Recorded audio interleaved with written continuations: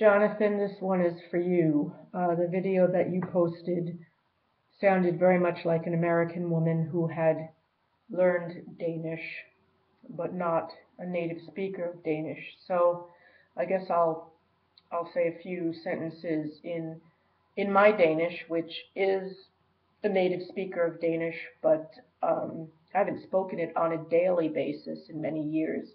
It's sort of like the kind of language you would have as an 8-year-old child. I've been kind of frozen in that for more years than I would care to. Okay, så Jonathan, det dansk er en meget mærkelig sprog.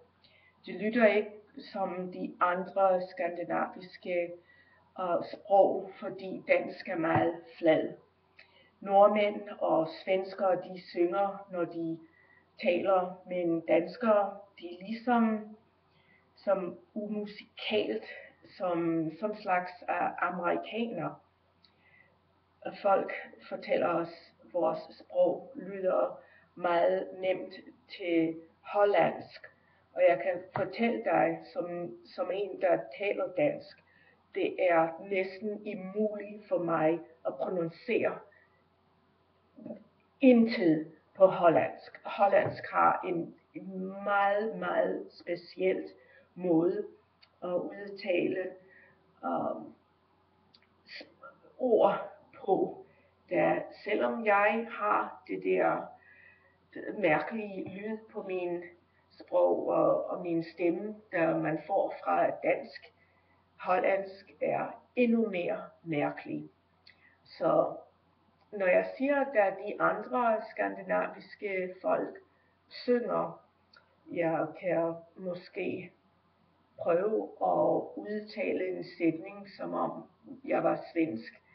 Hvis jeg var en svensker, og jeg vil sige, I am Swedish and I come from Stockholm.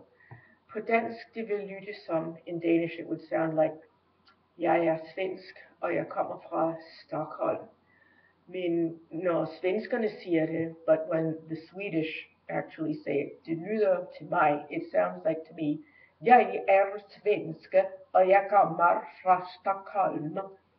Så som om de udtaler mere af bogstaverne i sætningen, vi danskere gør.